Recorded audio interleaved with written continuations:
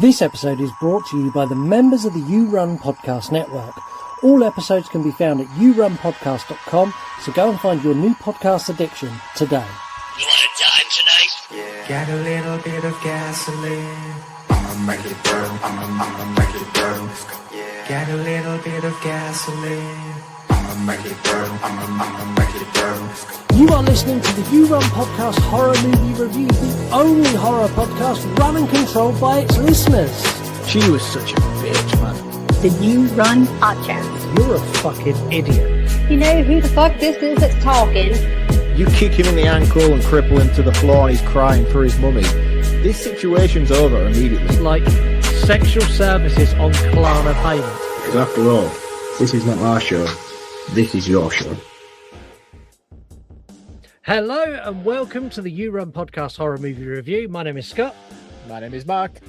And Mark is looking so baffled because there is music happening that he did not expect. Why have we put disco lights on as well? This is fantastic. It's great, isn't it? We are a horror movie review show brought to you every single Tuesday where me and Mark discuss horror movies that you've chosen on our Instagram page. You can follow us on Instagram at You Run Podcast. We also do early drops of this show on Patreon, which come out anywhere between a week and 3 days prior to release.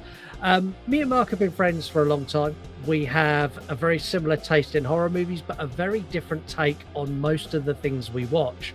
So you'll find us sometimes bickering, and other times we get on like a house on fire. The way this show works is we offer our review and our scores. We score on enjoyment, not a critical score of the movie, which means we are the only show where you will find a dog shit, terrible movie will score perfect marks and an instant classic will get absolutely trashed. After we've given our review, we're going to give a deep dive into everything we liked and everything we didn't like. It's not necessarily in order. Sometimes it is, sometimes it isn't. It depends on the mood we are in. We also have interactive features on this show, like 3-word review and voicemails, which I'm going to tell you all about later, how you can get involved with those. Every single week, we also play a game. And because I've been away on holiday, I have time for my creative juices and alcohol to flow through my system. We have a brand new game this week called Tomato Twos. This month has been completely run and controlled by us. So everything I just told you is a complete lie. It's not the You Run podcast. This month has been the We Run podcast. And tonight is the last of our solo picks. And it's a pick from my brother from another mother. Mark, what are we covering on tonight's show? One of the greatest sequels in the Halloween franchise, which is, of course, Halloween 2. Rob Zombies. No. Even that one is fantastic as well. Unfortunately, we don't have the pleasure of that this evening. But it will come. It will come. We will get round to that one. But tonight, we're picking back with the classic. The John Carpenter 1981 Halloween 2. The Rick Rosenthal Halloween 2 from 1981. John Carpenter wrote it. We'll talk about John that Carpenter directed it as well. It was a full poltergeist situation. It very much was. Halloween 2 is a direct continuation of the original 1978 classic, picking up literally where we left off in the original. We follow a mix of Laurie Strode as she's taken to the hospital, Dr. Loomis as he reminds us how many times he shot Michael Myers every single time he's on screen, and Michael Myers himself as he continues his return to home killing spree across Haddonfield. I'm going to start by saying I am not the Halloween guy. This is not my franchise. This is not my jam. However, that being said, there is a lot of this that I enjoy. I find the original Halloween slow until the final act, and this starts in the final act. So basically it's 90 minutes extended finale, which is better for me because it doesn't have the very, very slow build. The kills are frequent. There is good boobage, which I think is essential for a movie of this age, especially a slasher. It's very easy to follow and understand. I love a man on fire. It's been well documented on this show. I knew you would bring that up. There is an epic man on fire in this. However, I do not enjoy this film. John Carpenter was basically forced to write a sequel. He didn't want to make this movie. He was told he had to. And to do this, he locked himself in a room and basically pounded beers until he finished the script. And fuck me, does it show. I'm not going to tear this apart because it is not a bad movie. It's just not. It's not a bad film. It's a basic bitch slasher with some seriously bad script issues. And they ultimately pigeonholed themselves into a lane that Halloween never needed to be trapped in. And we end up in this place where we're in this never ending loop of Laurie Strode because of what John Carpenter wrote down. I think if you're a Halloween fan, this is gold. It is quintessential viewing. You have to watch Halloween 1 followed by this. If you're not a Halloween fan like me, you're not a big Halloween guy, I think there are infinite amounts of slasher sequels that are available that I enjoy more, that I would recommend over this. And get ready for Mark's big gasp. I'm going to give this a 2 out of 5. Oh, dude, that is criminal of a score for a movie as great as Halloween 2. I get it. No, I don't get your score, because even if you weren't a Halloween fan, I think you could appreciate what this movie does and what it represents for the period of time that it came out. Yeah, appreciate 100%. I score an enjoyment. I didn't enjoy it. I enjoyed it to a 2. Right. Okay. Fair enough. I'll let you have it. I mean, for me, obviously, I'm on the complete opposite end of the spectrum to you with this. It's Halloween is one of my favorite movies of all time. I think it's just a phenomenal piece of cinema. And I think what they try to recapture with this sequel is about as close as you could possibly get to following on from such greatness, in my opinion. I think they do a fantastic job of recapturing, considering this came out like 3 years later as well. This wasn't a straight back into production sort of situation. As you can tell by Jamie Lee Curtis's wig, this was shot 3 years later. It's a shocking wig. It's a terrible, terrible wig. But for me, I think it's a fantastic continuation. You know, I think given the way that the first movie ends, it's a really difficult place to pick it back up again by still incorporating core characters of the story. The fact that a time jump wasn't introduced worked perfectly for me, and that this does follow on immediately after the events of the first film. It's one of those films, as you've mentioned, anybody who is a massive Halloween fan would really struggle not to watch this immediately after finishing the first film, because they are so perfectly interconnected. I love the hospital setting. I'm a big sucker for any movie set in a hospital. I think it's probably one of the creepiest places you can be in, regardless of whether it's a horror film or not. So I really love the hospital setting here.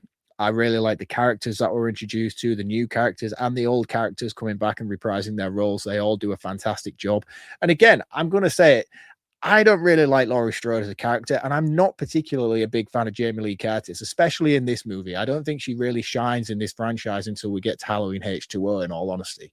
I've got to ask you, sorry to interrupt you again. No, you're right. To ask you, how do you feel on her becoming a sibling? Spoilers if anyone hasn't seen this 40-year-old movie. I'm a big fan of it because I'm also a big fan of where this then goes. I'm a big fan of the Jamie Lloyd story arc that follows in 4 and 5 and slightly into 6. And then again, when they recon the situation and we have, well, not necessarily, because I don't think you even need to retcon the timeline to include H2O after the events of Halloween 6, in all honesty. I think it works perfectly to have her miraculously reappear with a different name and fake her whole death and still continue through on the existing timeline. I'm a big fan of it. I think it works very, very well. I understand there's a lot of people who don't like it, and I can understand why, because it does keep the installments of this franchise repetitive in a way. But for me, as somebody who likes the consistency, and I know everyone's going to come at me and say it's the least consistent franchise available. It's not. It's not. It's really, really not. Somebody who likes the consistency, I really like it. You know, I think it's a fantastic addition, what they did here. But I can also see both sides of the story. I get why people are annoyed by it, but Michael Myers as a character has no real lore or backstory. So to keep him around, you have to have something.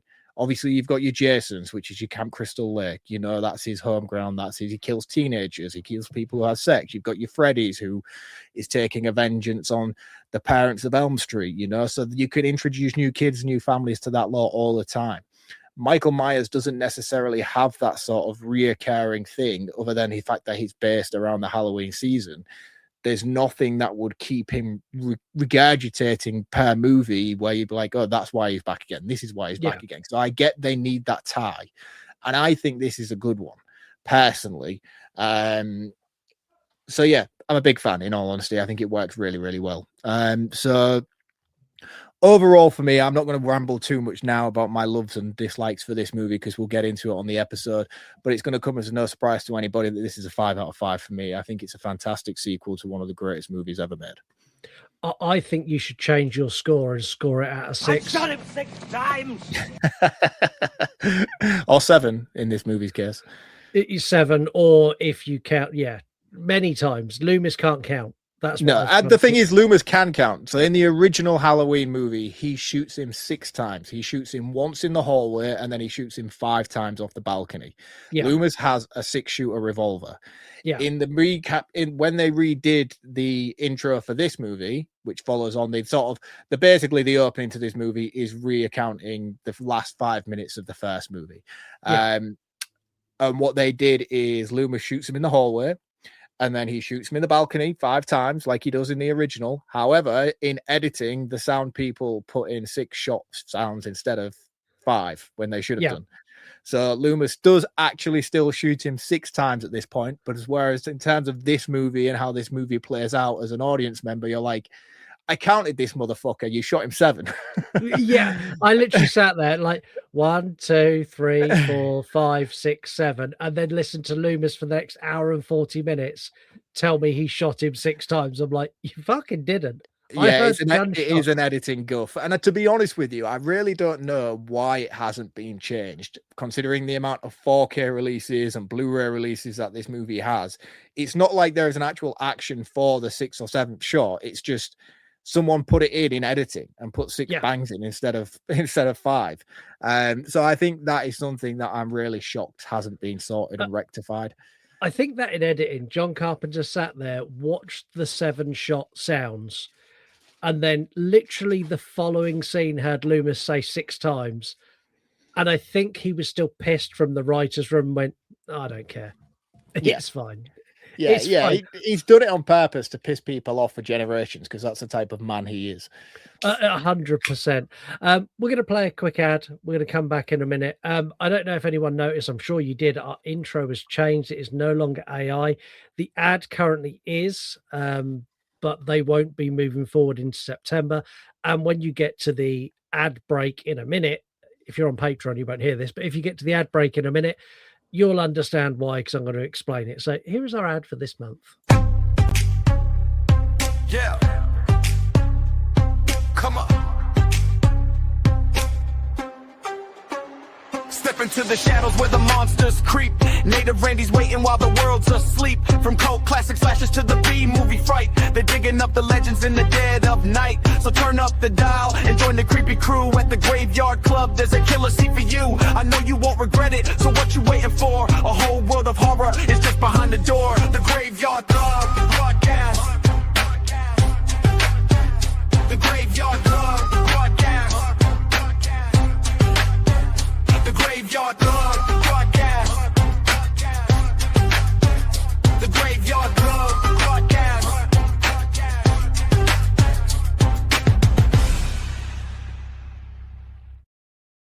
So make sure you head over to yourunpodcast.com. There you can find all the members of the You Run Podcast Network.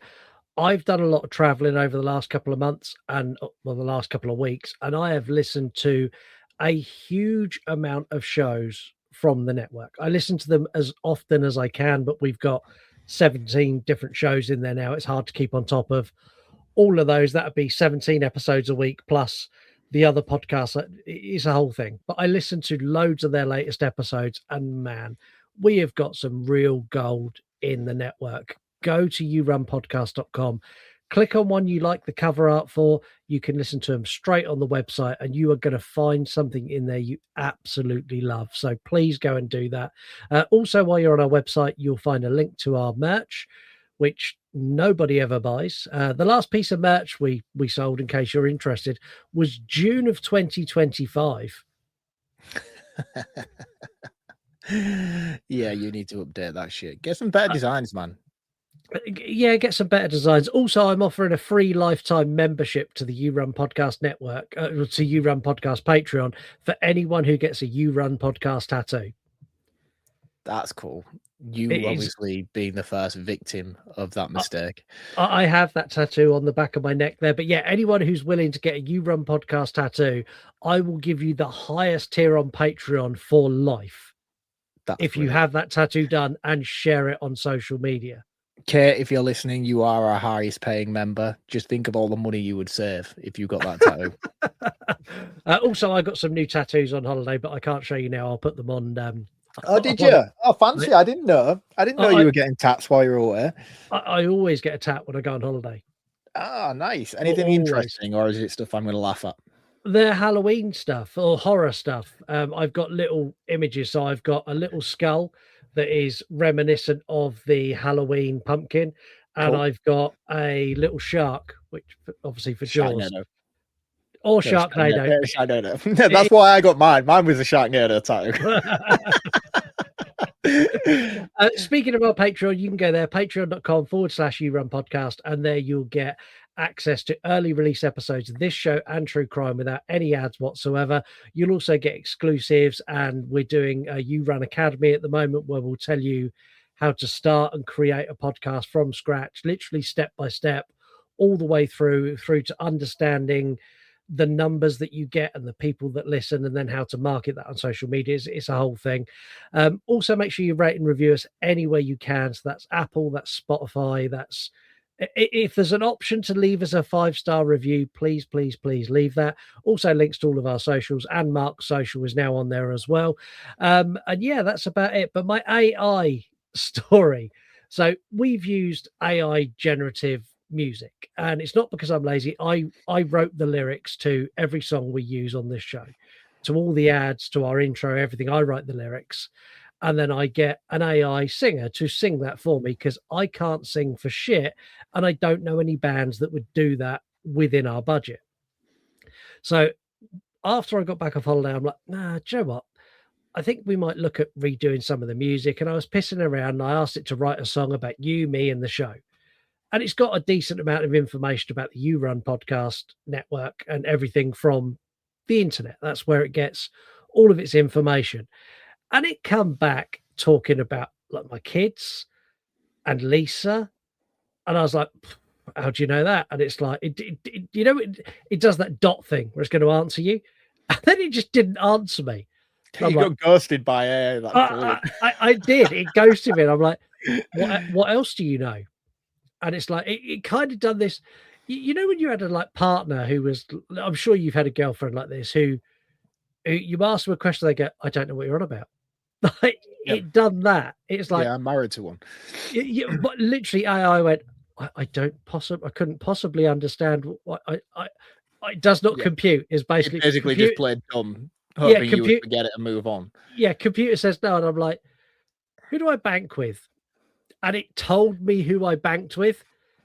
Every single AI generative thing has been uninstalled. I have no sympathy for you whatsoever. I have been telling you for years to watch this shit, and you don't listen to me, and you carry on poking the bear, and now it will fuck your life up when it wants to. We are back to old school now. It's too late now. It's too late. The damage is done. The damage is done, my friend. It knows who you are. It knows your life. Yeah, Skynet's coming for me. Anyway, that is the end of the ads. Let's get into this review. I love a recap. I'm a huge fan of Friday the 13th. Of course, I love a recap. Oh, and Jesus Christ, that franchise, man. Fuck me. 1 through 5. 1 through 5 is the most, I think, even though those movies are like probably 88, 90 minutes long, I think you could shave off 20 minutes off at the beginning of every single Friday the 13th movie, barring the original. The recaps on those are insane. They literally do. You know, when you watch a series like Game of Thrones or Lost or The Walking Dead, The highlights Friday, reel. Friday the 13th literally starts off with previously on Friday the 13th. It's fucking nuts, man. I remember when I first started watching them, because I never grew up with that franchise.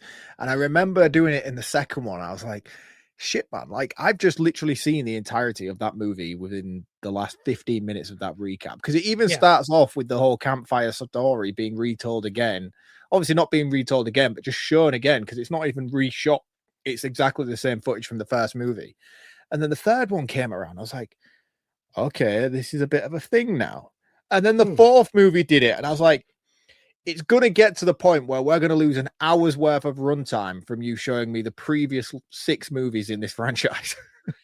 I'm really tempted, now we're talking about it, to go and get just the recap sections and stitch them together and release it on YouTube as just a Friday the 13th recap. Oh, mate, honestly, it would just, it'd bring you right up to speed. Yeah, but this movie does it, and I like it. No, this movie doesn't do it. It just, basically what it does is it presses rewind on the last 2 minutes at best of the previous movie. It's not even like a recap montage. It just takes you back a couple of minutes to lure you into where we're at. Yeah, because Lisa's, I've seen this. I was like, you haven't. She's like, I have. I've seen this bit. He comes out. He's going to come out of that. He's come out of the hallway. I was like, yes, but you saw this at the end of the last movie. She's like, well, what? And she got in a right tears. Like, well, why am I watching it now? I said, they're reminding people who haven't seen it. She said, but I watched it the other day. I'm like, oh, I know. We watched the original Halloween just before we went away on holiday. Oh, cool. And so my plan was, Lisa likes the original Halloween. I was like, yeah, I will watch that, and then when we get back, I know we've got Halloween 2, and I can ease her into that. And it's an easier sell than selling her something like fucking Human Centipede 2. Like it's an easier sell. And she literally sat there for the first 5 minutes going, I've seen it. I'm not watching it. And she's like going in the kitchen. Going, I've fucking seen it. I've seen all of this. But yeah, I like this opening. I like the fact that it shows you the aftermath where Loomis chases him outside. Why is Loomis such an asshole to that neighbor? I love it. It's one of my favorite quotes in the franchise as well. And the neighbor I've comes been out, trick-or-treated to death. You don't know what death is. The pinnacle of Loomis is that. It's one of the greatest quotes of all time. You don't know what death is. And then he just runs off like Sydney from Scream around the corner. He does, arms in the air like this. Yeah. It's the neighbor's like, what? Yeah, just trying to tell you, I had a lot of trick-or-treaters. Like, what's your problem? Fucking turn of phrase, man. What are you talking about? The POV shots of Michael where you see through his mask. Yep. I don't know how they made it worse. The original does it really well, and you can kind of see like the curves of the mask. In 2, you can't, and I'll be honest, it's lazy filmmaking in comparison. Yeah, I agree. And again, I think this is one of the prime moments where you realize John Carpenter's flair is not present, because I don't feel like we would have had that issue had he been directing. Yeah, it's more just a POV camera. I don't dislike it, you know what I mean? I don't think it's done badly. I think David Gordon Green took the elements of this and executed them phenomenally in what he did with Halloween 2018. It was fucking fantastic. And as well, what he does as well, one thing that I noticed on my latest rewatch with Halloween 2 is on the recap segments in Halloween Kills, I have so much appreciation for what they managed to do with that based on my viewing of Halloween 2, because this was quite a recent watch for me. The whole setting of the alleyway scenes as he's walking down, you've got the double garageway on the left. It is shot for shot in those flashback scenes in Halloween Kills. And I assumed just off the cuff that it was just a random alleyway that they used. And I was just in awe of how great he was in remaking that original traditional mask. But then now when I watched Halloween 2, I was like, oh shit, you've literally fucking copied and pasted and rebuilt this entire street to make it look as good as you did from the footage you've got from Halloween 2. And yeah, I just applaud massively. And don't get me wrong, he doesn't deserve my applause in any way because of what he did in Halloween Ends. But what he did with that flashback sequence in Halloween Kills after watching Halloween 2 again recently, I was just like, wow, top effort. Yeah, I think Gordon Green done, like, Halloween 2018 is a masterpiece. Kills and Ends, I'm going to put a lot of that blame on the studio for not giving him enough time. 2018 was a passion project he'd worked on for years. Yeah. And then don't get me wrong, I don't dislike Kills. I don't dislike Kills in the slightest. I think it's a good movie with heavy flaws. And I'm warming more and more to Halloween Ends as the years go by because I do watch it every year. Yeah. And I am becoming quite the fan of it. It's just not the direction that I feel like most fans wanted it to take. But as an individual standalone movie, it's actually pretty good. Yeah, it's just missing that silver shamrock logo in the back of the mask at the end. Yeah, but even then, I think as a standalone, I don't think like that would have justified the overall messy setup across the trilogy. I think if you separate each 3 movies on their own, the first one is obviously an incredible movie. I think the next installment in the Halloween franchise, which is due to come out next year or the year after for the 50th anniversary, I think Miramax are trying to push. If they don't call it Halloween H50, I'm going to be well annoyed. Yeah, H50. It's not the same though, is it? But I think they really are going to struggle to fill the boots of what Gordon Green did with 2018. And again, Kills, I like Kills, but the problem with Kills is it feels very disjointed from what he did with 2018. But on its own merit, it's not a bad movie. It sets up some really interesting things in him constantly wanting to return to the house. And then in Ends, that movie's pretty good in its own merit, but it doesn't follow on with anything that comes from Kills, and that's what really makes a whole trilogy feel very disjointed. And that's why it doesn't work, in my opinion. Anyone who's not a fan of Ends, watch it again and watch it as a remake of Christine, and all of a sudden you'll be like, oh yeah, okay, I see it now, because it is beat for beat Christine. There is a cut out there of the trilogy, and I have watched it, and it's really, really good. I can't remember where I found it, but there is a cut of the Gordon Green trilogy where it's H18 in its entirety. Then it takes the good parts of Kills and eradicates all the evil dies tonight bullshit. And then it tacks on the end of Halloween Ends and eradicates all the Corey Cunningham bullshit and makes a really consistent, solid sort of 2 to 2 hour and 15-minute movie of what this should have really been.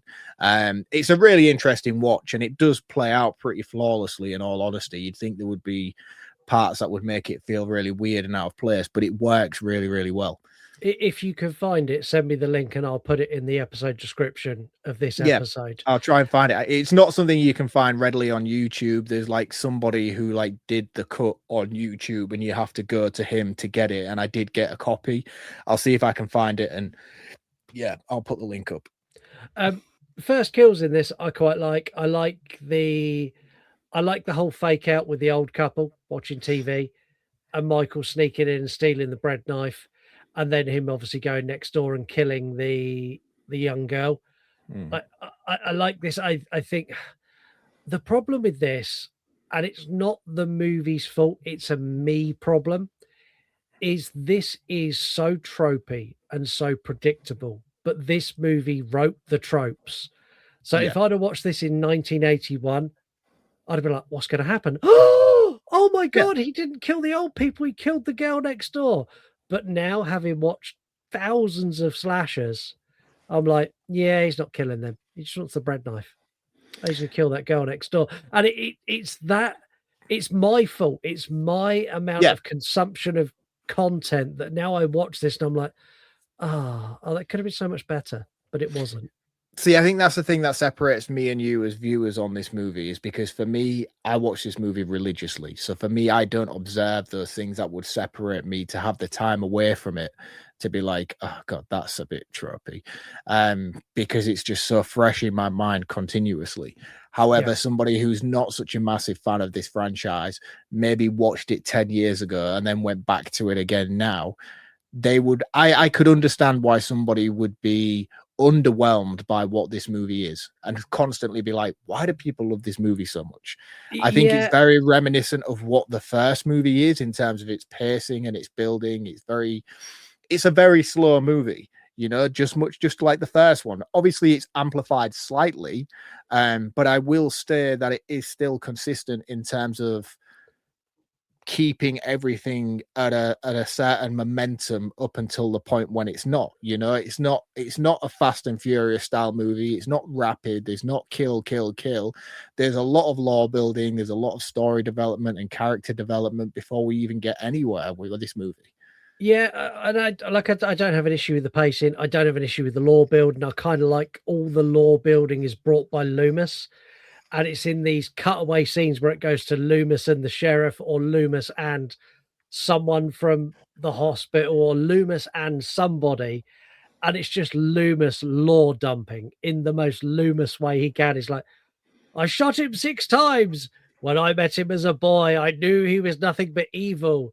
He's not a man. He's not a man. Like all that shit. And the way it's done is it's luring you down that path that Michael might be supernatural. And if you look at it in like the franchise kind of view, this is the second movie. He's not supernatural in the first. It's teasing that element of he may be something else. And I like it. It's great. It just, and I mean, that's the thing. We still know nothing about Michael Myers as a character. I mean, the thing is, as a character, Michael Myers is always grounded as a person because we know he has a childhood. We know he has previous life. You know what I mean? He's not just a mythical element like Freddy Krueger who's just appeared somewhere in nightmares and dreams. You know, we know he's been locked up in incarceration for however many years and he's escaped. Yeah, he's mentally might be able to endure that level of pain without considering it even hurting him, you know, due to his mental state, you know. But however, he is very much a man, and we know that because we know from the previous movie that he is human. However, he is very much a mystery of what is he capable of. Yeah, exactly. And I like that. I do like that. And I like the do you know what made me laugh more than anything? So Laurie gets transported to the hospital and she meets is it Jimmy?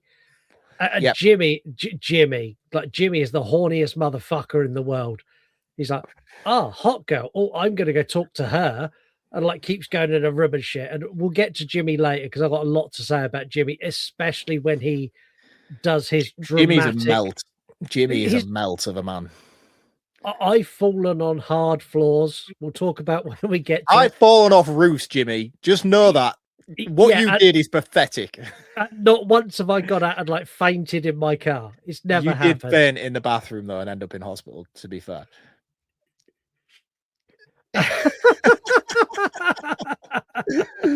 I passed out from an illness. That's my argument. You did a Jimmy, is what you did. I've done a Jimmy. That's it.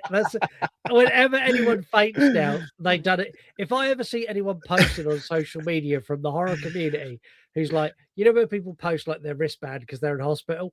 Yeah. I'm just going to comment, you done a Jimmy. Yeah. That's it from now on. The mistaken identity of Michael Myers is the funniest fucking thing I have ever seen in a movie. Loomis is looking for Michael with the sheriff, and you get this guy who's in a Michael Myers blonde Halloween 4 style mask. Yeah. And he's got a bag of like beers, and Loomis shouts at him and points a gun, and he ambles across the road at about 3 miles an hour. There is a police car about 7 miles away from him who has his full beam on and his sirens, but doesn't manage to spot him and doesn't just mow him down, picks him up on the bonnet, rams him into another car for a massive explosion. I literally fucking belly laughed at how funny this was. It's brilliant. It's epic. It's epic. And also justice for Ben Tramer as well, by the way. Poor bloke. Yeah, I think it's epic. And I think it's justifiable. You know, the police are in panic. There is a mass murderer on the loose. They're obviously zooming around here, there, and everywhere. Poor Ben Tramer's pissed out of his head. And again, one thing that I don't justify about this particular instance is the Michael Myers mask is not a synonymous thing at this moment in time. We know that he stole it from the hardware shop in the original movie, which makes us know that there are multiple people wearing these masks on Halloween night. So for Loomis's reaction to be that it was, I think Loomis is nuts. And we know this because by the time we get to 4 and 5, Loomis needs sectioning himself. I think they missed a trick here. So the Michael Myers mask is famously a William Shatner mask that was turned inside out, painted to make it look like Michael Myers. They had an opportunity to have someone in a Star Trek uniform with a William Shatner's mask, and Loomis mistake that, and they didn't take it. And they've never done it in a Halloween movie, and every single time they don't do it, I'm like, oh, come on, it's they right can't, there. Though, can they? Because William Shatner's a dick. I think he's tried to sue this franchise like every 10 years throughout his entire life to try and get some sort of royalties from it. Yeah, but he'll be dead soon, so maybe they can do it in the next one. Yeah, possibly. That was dark. That was dark. It was. I apologize. I'm not a Shatner fan. I don't really like him, to be honest with you. I really don't like William Shatner. Yeah, he's a dick, man. Every time, like I say, and I'm not a Trekkie either. I've never seen a single episode of Star Trek. So for that reason, I'm sorry, all you Trekkies out there who worship him. I just think the dude's a bellend, you know. Yeah, I had the same sort of feeling about him that I have with Sean Connery. And as much as I like him as James Bond, I still think Sean Connery's a dick. And one thing that always sits really badly with me is that they offered the role of Gandalf to Sean Connery before Sir Ian McKellen, and he turned it down, thankfully, because I could not imagine me loving Lord of the Rings as much as I do if Sean Connery was my Gandalf. There is a Sean Connery clip. I'll share it when this episode comes out. It's nothing related to horror movies, so I might have to put this clip before it, but I'll share the clip of Sean Connery, which cemented for me that he is a dickhead. He was talking about women who argue with their husbands and how it's okay if they argue a bit too much that you can give them a slap to put them back in their place. Oh, actually, maybe I was wrong about Sean Connery. Yeah. Oh, Jesus Christ. If you are a sufferer of domestic abuse, we'll leave a link in the episode bio. Fucking hell. Domestic abuse is bad, which is what I was saying. It is. I'm joking. I'm joking. You can't take anything I say seriously. You're not joking. You're Mark Wilson. Dad jokes. You could tell I've been away for 2 weeks. Like anyone who's watching this will have seen the background wasn't right. You'll have realized I introduced music to talk over at the beginning that was too loud. Like this is a we're learning. Yeah, it's been a while. Learning. We've been doing it for almost a decade. Yeah, I know, but you've been away for what, 2 weeks now? And I think we haven't recorded in 3 weeks. 4. It's a long time, dude. It's a long time. It's a long time to be out of touch, you know. Massively out of practice. Michael kind of gets a gist of where Laurie is from. Yeah, before you're missing over key elements of the story that I love. So poor Ben Tramer's been wiped out by the van and blown up. And this leads on to another subplot of the movie, which is really, really interesting and fuels the direction of where the rest of Loomis's arc goes, really. Because at this point, Sheriff Brackett and his deputy are like, that's it, he's done. He's done. Yeah. This is it. Go home, get out of town. And then another police car pulls up to inform Sheriff Brackett that there has been multiple murders found across the road from the Doyle house, and Annie was one of them. Annie, obviously, being Sheriff Brackett's daughter. I wanted to talk to you about this because Sheriff Brackett shows the most 80s amount of man emotion. He's like, oh no, I need to tell my wife. He doesn't cry. He doesn't scream. He doesn't wail. He doesn't get upset. And I'm like, he does. He's angry and he blames Loomis and he's like, you let him out. You let him out. He's angry, but like even when he goes to seize the body, they like lift the cover off and he's like, yeah. And like, shout out to the actress for coming back as well, just to play a dead person. just to play a cadaver. 3 years later, she got 2 minutes of screen. Not even 2 minutes. She got 10 seconds of screen time. 10 seconds. But to be fair, she is married to Tommy Wallace, who is I can't remember. My brain's gone blank on who Tommy Wallace is. He's part of the production company who worked closely with John Carpenter in the first movie. He also then went on to help quite vigorously with Halloween 3 as well. He might have even directed Halloween 3, actually. Yeah, he did. Tommy Wallace. Yeah, Tommy Wallace. So Tommy Wallace. So she's actually married to Tommy Wallace in real life, hence why she was the wife of the Dick in Halloween 3. Okay, yeah, that all makes sense. But yeah, his emotion, like I'm watching it going, dude, it's okay for men to cry. Like your daughter's died, you could be upset, and he's like, fucking. I don't cry. I'm not a crier though, man. I lost my dad, and I didn't cry. No, I remember all my family being like really weirded out by the fact that I wasn't upset. You know, and like they were like, do you know where they do that thing for you where they're like concerned, like you're gonna blow at some point? And I'm like, I just don't. And like it really pisses my wife off as well that I just don't get upset by things. I'm like, what do you want from me? Do you want me to curl up in a ball and cry? Or do you want me to just be a man and just get on with it? We're from a very similar generation, though. I am very much like the sheriff and you. Like the same when my dad died, I was very much like, no, I'm not going to cry. Like it's not my thing. Like I've cried. There's been certain elements in my life that I've cried. When my dog died, I cried. I was just about to say, I'd lie. I didn't die when my dad died, but I got my dog put down last year and I sobbed like a baby. Yeah. Which shows a lot about me as a person. Me as well. Yeah. So we're basically, we hate people, but dogs are just bad. Right. Where was I? No, I was on a tangent because you were like skipping ahead massively. So I really like this scene here as well, where they discover Annie's body at the house as well. And did you also spot Garth from Wayne's World? Yeah.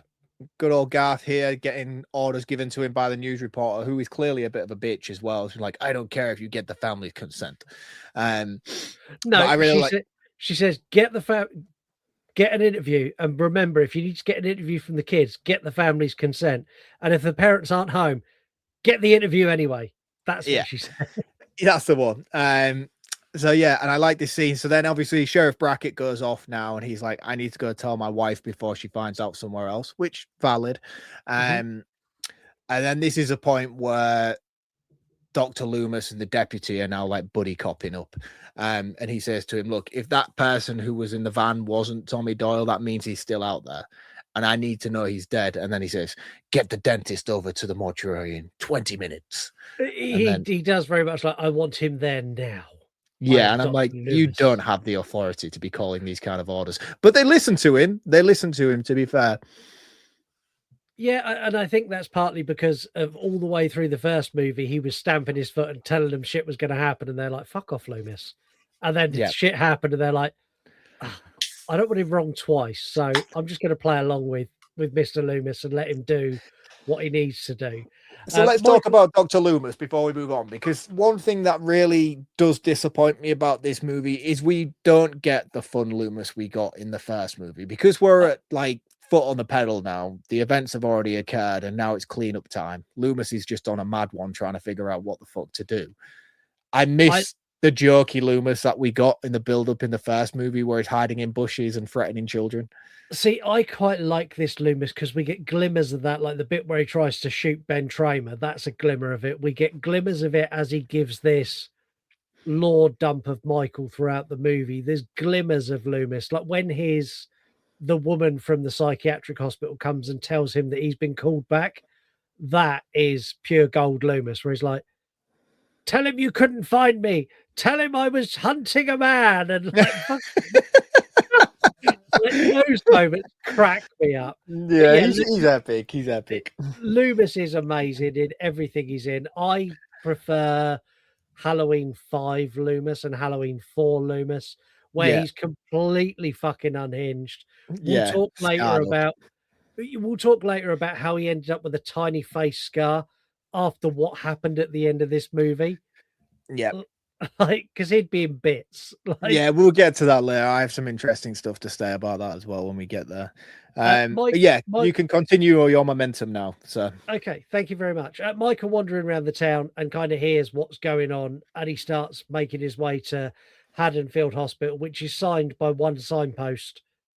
every time they show a signpost, it's the one signpost that looks like it's been made out of cardboard that's like stuck by a diner. We get to the hospital, we get the girl who's running late, and she gets to the hospital, and we meet security guard Mr. Garrett. Yes. He is the worst security guard in the world. He's reading the paper, and you see Michael Myers dip in and out of the camera as he makes his way into the hospital. I'm not sure when Michael found time to cut the phone lines to the hospital, but at some point he did. He also managed to slash the gas pipe on every car and every tire in the car park as well. He did, and like none of that we saw. Garrett goes to investigate, kind of like, what is it that stopped working? The phones have stopped working. So the nurse tries using the phone in Laurie's room and sends Mr. Garrett to go and investigate. His kill is epic. I love this kill. Yeah. And the thing is as well about it is, I like, before we get there as well, we've also got the kid outside who's found an apple in his chocolate. Classic trick-or-treater shit.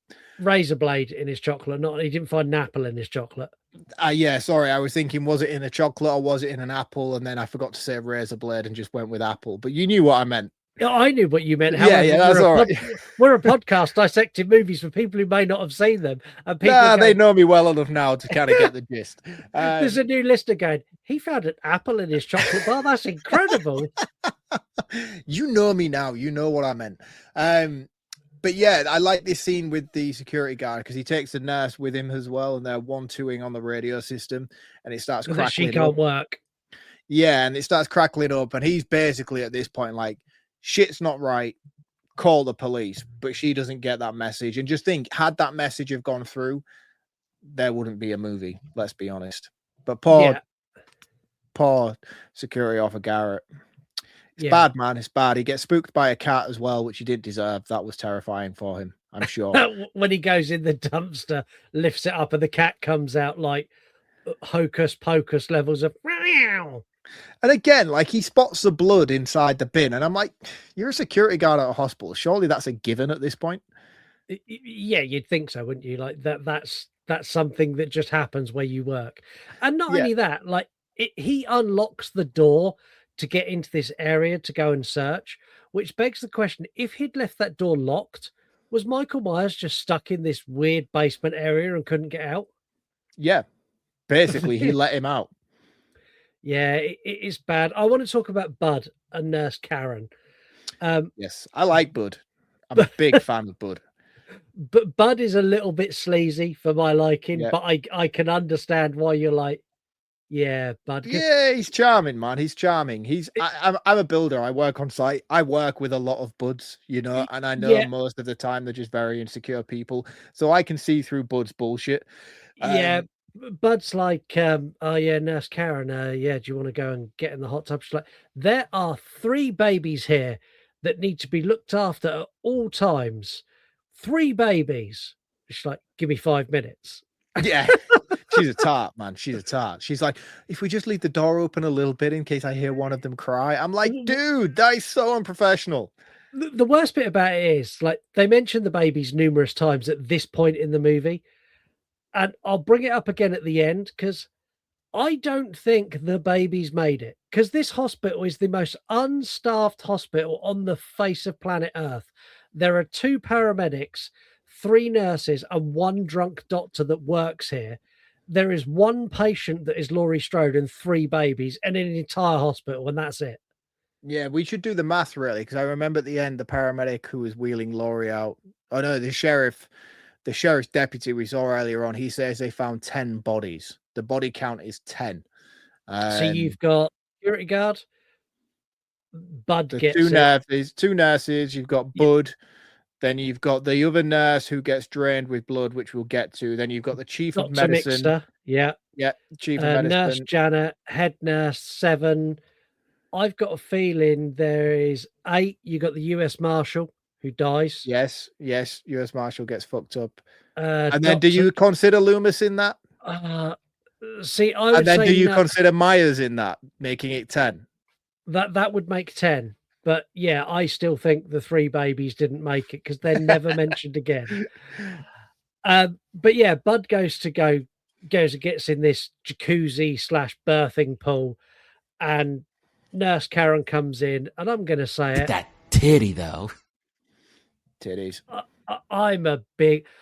This sounds really Big fan. bad. Yeah, it's through the male gaze, but I am a big fan of boobs in slasher movies.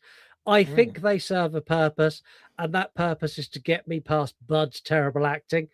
But in this moment, Bud gives the best acting ever because she drops her robe, and Bud's like, "Wow." Which is I have exactly to think that was a genuine reaction, and they just kept it in. Yeah, no, honestly, I think it's the same reaction that I had at home. I was like, "Wow." Me and Bud were in unison. They get in the hot tub and they start kind of getting jiggy. And does she leave again? She goes out, doesn't she? No. They're in there, and then Michael Myers is at the temperature gauge at the back, and he cranks it up to scalding hot. Why is there a setting that says scalding on the? I have to assume pool? This is for cleaning purposes. No, it's a birthing pool. Yeah, obviously it's got to be cleaned, and boiling water would do the Yeah, cleaning. But the temperature gauge wouldn't say scalding. Surely it would just be like hot. Nah, it'd be like hot, super hot, extremely hot, scalding hot. You know, it's got to have its gauges, hasn't it? So it goes up to scalding. And then they're getting jiggy, and as the water's warming up, she's like, "It's just too hot. It's just too hot in here." He's clearly down for whatever. She's like, she gets out and sits on the edge of it. She's like, "No, you need to go turn it down." He goes to go turn it down, and Michael Myers just strangles him off, which is a cool kill because it's like the silhouette in the glass at the back, and I like that. And then that's it. He comes in, and Michael Myers goes for a feely. He does, and melts her face. Yes, reverse Jason X, as I like to call it. These two kills side by side, I think, are identical, but in reverse, if that makes sense. They're the same kill. One's frozen and one's boiling. Oh, mate, I've just got the best ever TikTok idea. Coming soon. Why this is all happening, Dr. Loomis is still on his rampage of trying to find shit out, and we get the scene at the elementary school. I don't understand why it's there. It doesn't make any sense. Again, on this rewatch, it was the most stupidest thing I've ever seen. So this other deputy police officer is here, and he's guiding Loomis around the evidence, and he's like, "So it's clear he broke in through this window, and if you look at this desk here, there is a spot of blood. Now, if you come with me over to this desk here, there appears to be a knife in a children's drawing." Dr. Loomis is out of nowhere, just goes, Sister. And I'm like, dude, at what point would you possibly get that conclusion from this situation? And then the other cop is like, "And over here, we have this chalkboard that says Sam Hain." And then Loomis goes on to this spiel about Sam Hain. It is the Celtic origin of Halloween. Yeah, and I'm like, right, okay, that's going to be important later. And this is then that's it. That is the whole scene. And I'm like, no, what the fuck? We get the bit like straight after this as one of the nurses turns up, and she's the colleague from the first Halloween. And she's the one who gets the she's the one who's trying to leave in the car at the beginning and then gets the wrench smashed through the window. Yeah, but she's got the secret file. She's like, "There's a secret file about Michael Myers." Like, she takes him away. She takes him away, doesn't she? She's like, "Loomis, you have to leave. You've been ordered away. We've got a U.S. Marshal waiting outside for you." Yeah, but this is where she reveals that there is a secret file on Myers. And no, they don't reveal that until the car, though. They don't reveal that until the car. So they're having a conversation and they're smoking in a school, by the way, which is one of the first things that stood out to me. Is they smoke in the hospital as well. Yeah, and I'm like, you guys shouldn't be smoking in these places. I don't even think that was a thing back in the day. Like there was a rule, like you could smoke in restaurants and you could smoke in nightclubs, but you didn't smoke in hospitals or schools. My earliest memory of a parent-teacher evening was sat in my school, in my classroom with my mum and my teacher having a cigarette using an ashtray in the middle of the desk. That is wild. Absolutely insane. Like that is one of my earliest memories. I was probably, I don't know, 4 or 5, but that's ingrained in my brain. Yeah, of that's the fucking nuts. teacher going, Scott has all the ability and no application to apply it to anything whatsoever. Yeah, exactly that. And like the first ever holiday I went on as a kid, you were still allowed to smoke on the plane. I sat next to my mum on a like 3-hour flight while she smoked on a plane and used the ashtray and the armrest. I remember the transition from like older planes to newer planes and going on holiday and stuff, and then being a kid and getting on planes and be like, oh, what's this? It's like, oh, it's an ashtray. You know, like, but obviously you couldn't smoke on the planes at those points. But like, I was like, you used to smoke on planes? That's mental. Yeah, I remember I went on a holiday to Morocco, and one of the internal flights from Casablanca to Marrakesh. On that plane, you were allowed to smoke, and they brought round cigarettes as like a complimentary item. So they brought you around. They're like hot towel, water, beer, cigarette. And at the time I smoked, I was like, yeah, this is fucking awesome. Like, this is amazing. Yeah, mental, Wild. mental. So yeah, anyway, my point is they're having a conversation, and the conversation that unfolds in the school is more about Loomis basically saying, I fucking told you so, than anything else. But Loomis submits and he leaves. And then this is where we get the scene in the car with the US Marshal. And what is her name? It's Nurse. I'm sure I'll have it in my notes because I've spent And a it's lot the of most time. annoying Nurse Marion. thing. Nurse Marion, and I should have known Marion that because she's like Chambers. Marion Chambers, because she's like one of the more reoccurring characters, second to Loomis. I think she's had more. She has. Has she had more installments than Jamie Lee? No, she's in this. No. She's in 1, 2. She's in H2O because she gets killed at the beginning in the window when Michael goes to her house to find the secret files. Yeah. And then she comes back. She's in Kills as well. She's a nurse who gets shot. Not the nurse who gets shot, but she's in the car and gets shot. So she's done 4 entries in the Halloween franchise. But yeah, they're driving, and this is where she says, the secret file, I told them that you should have had access to it. And this is where we find out that Laurie Strode is actually Laurie Myers, and she was born 2 years before Michael killed his sister, and then the family basically wanted to protect her and put her into secret custody of the Strode family in the same town. In the same town. See, that's one thing that I give Rob Zombie a lot of credit for, because I feel like his execution of it was done much better, where Sherry Moon Zombie killed herself and she went into care and the Strodes took her in, and it just happened to be in the same town, which wouldn't happen, obviously. But I do feel like it's a better version of what this movie presents, because we don't know what happens to the Myers parents in this universe. Yeah, I completely agree. Because even in this, they tried calling Laurie's parents. They're like, oh, we can't get hold of them. Dr. Mixter said they were at the same party as him, but now we can't reach them. Do you know where they might be? And she's like, no. However, I know where they were because it was 1981. They'd just been to a party drinking. They were doing cocaine and putting keys into a bowl. That's where they were. Definitely. Yeah. Dr. Mixter's death is, I don't know. This is my least impressive kill. Like, the nurse comes in, I think it's Nurse Janet, and she's like, Dr. Mixter, Dr. Mixter, Dr. Mixter, and then spins him around. He's dead in the chair. See, the thing that I don't like about this kill is that they're very repetitive. His was a shocking enough kill with the syringe in the eyeball. Yeah. But the fact that it's then repeated by killing Nurse Janet again simultaneously afterwards is where it's weakened. She should have had a different death, in my opinion. And I don't know if where he puts that needle in her eye, I don't know if that would kill you. It would hurt like a motherfucker. Yeah, but I think you'd walk away from that.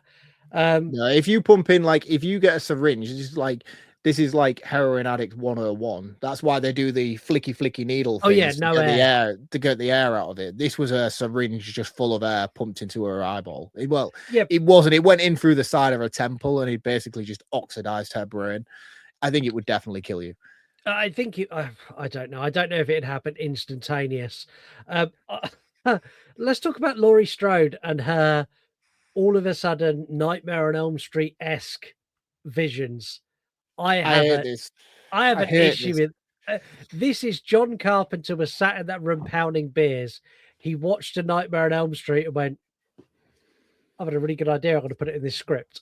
That is what this is. And I dislike it a lot. I hate it. I fucking hate this scene so much. And it proper pisses me off every time I see it, because this is a very grounded franchise, in my opinion. I know obviously it's exaggerated in a lot of its elements, but my point being is this whole dream sequence thing is just bullshit. This interdimensional connection between Michael and Laurie, and she has this vision of her seeing him as a child. I don't know which cut of it, I can't remember which version I watched. There is a cut of it where Michael sat in the corner. Did you watch the same one? Yeah, it's a young blonde Michael Myers. Yeah.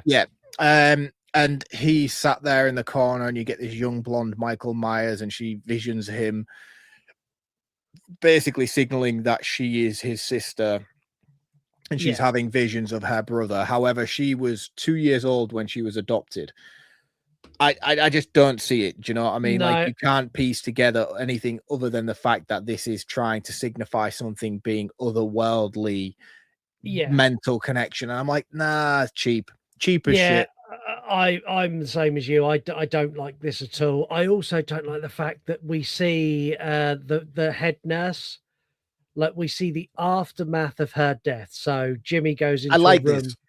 I like what happened. So she's there. There's blood all over the floor because Myers has strapped her up, stuck an IV in her, and just let her bleed out. It's amazing. It's the easiest thing in the fucking world to show me that kill. Even if you just see him knock her out, you know, that would it would have been taken. And it would have been a good jump scare scene as well, of her going in that room to investigate and him just jump out and hit her over the head. Then we see her later on tied to the chair, bled out. Exactly that. But again, like, there is a lot of issues with behind the scenes of this, and this is where John Carpenter came in as what I will consider to be his directorial influence, because the first initial cut of this movie, Rick Rosenthal was very, very adamant to stay very faithful to what John Carpenter had done with the original movie. And his initial cut went into producers, and their feedback was not enough blood, not enough gore, not enough kills. Yeah. John Carpenter then stepped in to insert a lot of stuff. I think my brain's gone all fuzzy. I think the scene with the child with the apple in the chocolate bar, the razor blade in the chocolate bar. God damn it. I think that's an inserted scene later on. Yeah. I think her death is an inserted scene later on. And there is another one. There's another one. That would mean the car horn instant is an inserted scene. No, I think that was there originally, but it was just no explanation to as... I think we might have seen something happened more detrimental to him than just a knock on the head. I was going to ask, that Jimmy comes in that room, he slips on the floor, bangs his head. Yep. In this time, Laurie's seen Michael, and she's scrambled her way out of the hospital and found her way and hidden in a car. Jimmy comes out, honestly, like he's been stabbed 97 times, gets in the car, and falls on the horn. What's happened to Jimmy? Like, you don't behave like that. You got a boo-boo. Mate, I'm going to say this, and then you're going to instantly bring it back to me passing out in the bathroom. But you don't bang your head and then end up in that sort of state that you need that level of medical care. So, do you know when you fell over and you ended up in the hospital? I did. I'm just trying to think back to how that played out for you. We'll make it even more embarrassing. But no, to be fair to you, you're obviously a senior citizen, and Jimmy's a young boy, and he shouldn't be behaving like this off a knock to the head, is my point. No, would you like the most embarrassing fact to this that I've never shared anywhere? Yes, definitely. So when I had my fall, and I've obviously told the story of when you did a Jimmy. Yeah, and Lisa's there like, don't worry about all the blood. I'm like, oh, what blood? There was another line that followed that I've never shared before, but I'm going to share it now because it feels appropriate for this episode. Don't worry about the blood. What blood? What blood? No, don't worry about that. Don't worry about the piss either. Ah, no, dude. Dude, you should have kept that to yourself. I swear you should have died on that hill, man. That was something. You pissed yourself, man. I pissed myself as well. It was all over the floor. Terrible. Dude, mate, you need A putting. nursing home. Yeah. I think your time has come to send you off to pasture, man. It's bed bath time for What? Scott. Old Yeller.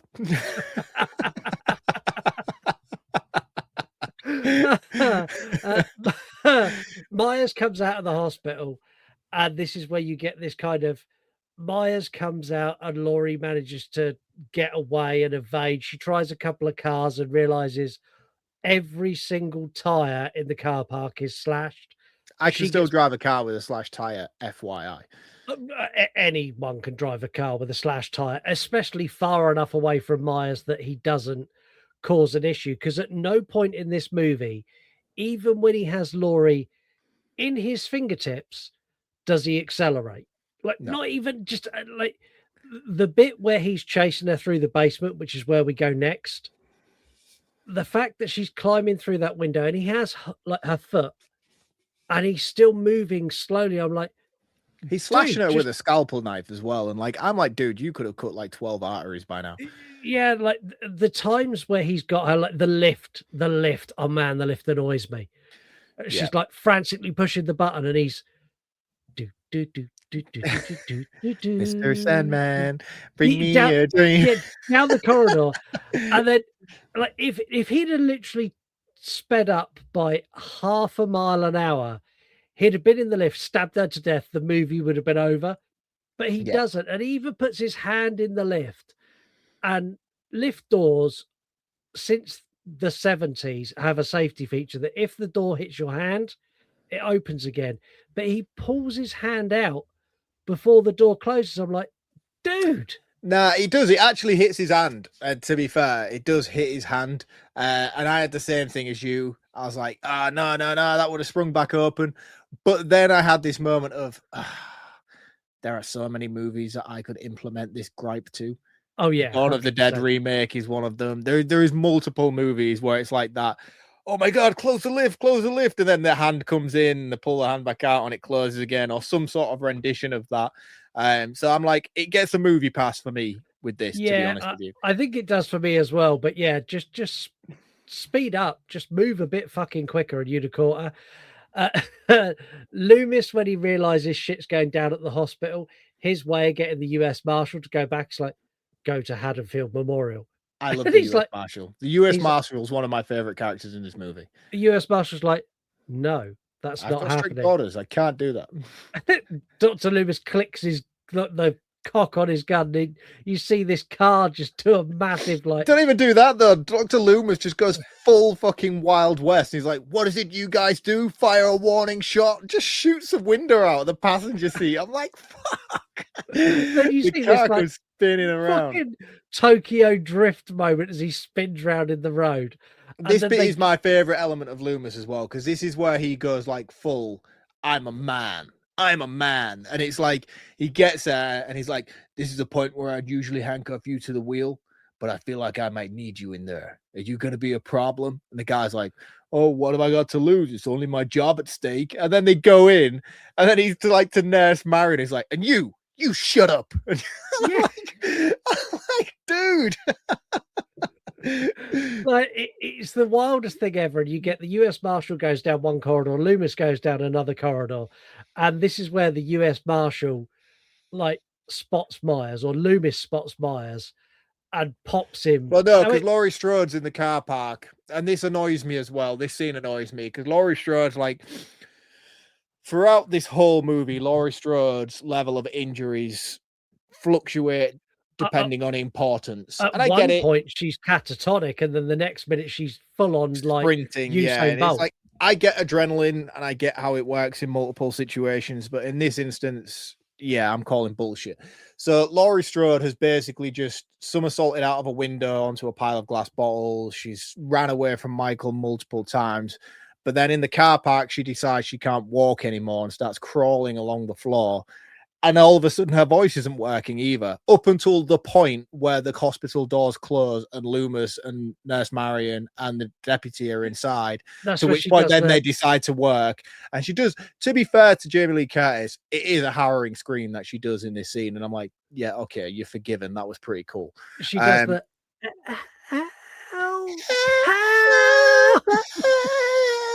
And I'm like, fuck you, man. And then she finally screams. I'm like, too little, too late, bitch. The doors are shut now. No one hears you. She goes, then all of a sudden her legs work again, and she runs across the car park and starts banging on the door. And it's a deputy that hears her, and he lets her in. And then Loomis does his Loomis thing again, which again, just I love Loomis in this movie. Awesome. But then Myers is fucking epic here. He doesn't just knock on the door; he walks through the fucking door. Have we missed the kill where he does the surprise finger in the butt? Yes, that was earlier on before the basement scene. This is where she first leaves after she's. And again, I don't get this particular scene because Laurie Strode isn't aware Myers is in the hospital at this point. She's still contained to her bedroom, but for some reason she does the whole "I'm going to put my pillows under the blanket" trick so someone thinks I'm in my bed. And Myers comes in and stabs the shit out of a load of pillows. And then she's like creeping along the walls. She's obviously out of it from the medication and stuff because the nurse turns around to her and says, Laurie. And she turns and looks and then panics at the silhouette of the nurse. And then Myers comes up and guess who? Yeah. Perfect soundbite. That's what Myers does. Yeah. But yeah, I like that kill because he does the full lift off the floor with the scalpel, which I call bullshit. It's the shoes dropping at the end that really sort of humorizes the kill, to be honest with you. But yeah, it's still pretty epic. But Loomis puts a couple of bullets in Myers and drops him, and he's like, he puts 4 at him this time, and he's like, stay away from him. He's not safe. And then he goes into having a chat with Laurie, turns around, and the US Marshal's down, touching Myers, like, I told you to stay away from him, and that's it. Myers is fucking up. Oh, and it's cool as well. It's cool. He fully MMAs his US Marshal, grapples him to the ground and slits his throat. Yeah, but I'll never get over the fact that Michael. I grew up watching professional wrestling. Michael Myers sits up exactly how the Undertaker sits up, but obviously the Undertaker has taken that from Halloween. Yes, and watching it back now because professional wrestling was such a big influence in my younger life. When I watch it now, every time he sits up, all that goes through my head is gong. I hear the Undertaker's gong when he's like boff and but yeah, this kill's awesome, and this is where Loomis goes, quick, run with me. And he takes them into, you've got minor operations and major operations next to each other. And they go into, you have the kill earlier in minor surgery, where the girls, the nurses drip dry of her blood. And then for the finale, they go into major surgery. I'm like, okay, that's quite funny. I like that. And they hide in there. And this is where Myers gets in. He stabs Loomis. Brutal as well. I don't feel like Loomis is a strong enough man to take the scalpel to the stomach like he got. It was a full slit as well. Yeah, it was he really went for it. So Loomis is kind of down, and then he gets up and he cut. This is my issue. I don't know what gas they're turning on. Oxygen. I assume, is it all oxygen? All oxygen, yeah. So because oxygen is extremely flammable, just pure oxygen like that. But does oxygen hurt Michael? Because Michael's like, and this is where. Well, no, that's just because he's been shot in the eyes 2 times. If Laurie had shot the gun prior to the oxygen tanks being set off, Laurie would have died in the same instance. So she shoots him first. What sniper school did Laurie Strode go to get 1 in each eyeball? I have to feel like she was just very lucky in this instance, and she wasn't lucky because it clearly needed to be between the eyes. So I feel like this was a mistake on her part. I do like her though. I like this scene. I like where she's trying to. I like the Michael. I like the blood down the mask as he kind of you shot me in the fucking eyes, you asshole.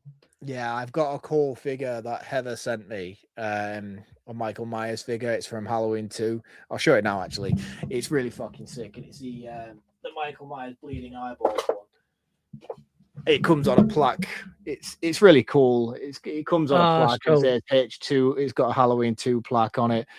But yeah, cheers, Heather. I appreciate it. Yeah, I like that. I like that a lot. But yeah, this is where you get Loomis is like, Laurie, run, run. And she runs away. And Loomis gets his lighter out. Is like, Michael, it's time. It's Loomis time. The explosion. We'll talk about the Burning Man in a minute because I love that.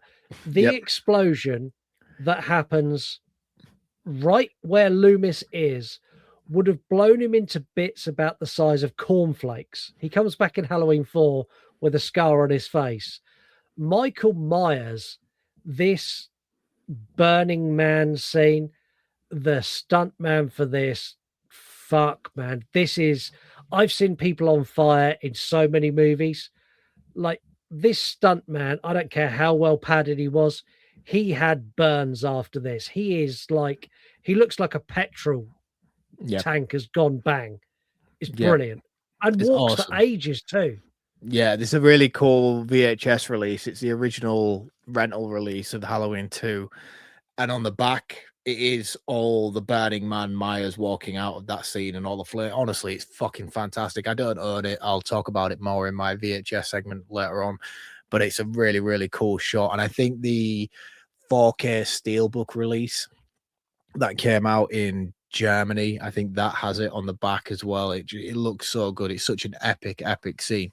And even more so when he falls to the floor and you see the withering Myers mask melt into his face as he's just burning away. And then I want to say the Mr. Sandman music comes in, but it doesn't. I'm lying. We get a full scene outside in the hospital car park after this. Yeah, we get the scene outside where you've got Laurie wrapped in a blanket and she's like all traumatized, and then they help her get into the ambulance. And then as she's driving away and the sun's coming up, it's like, do.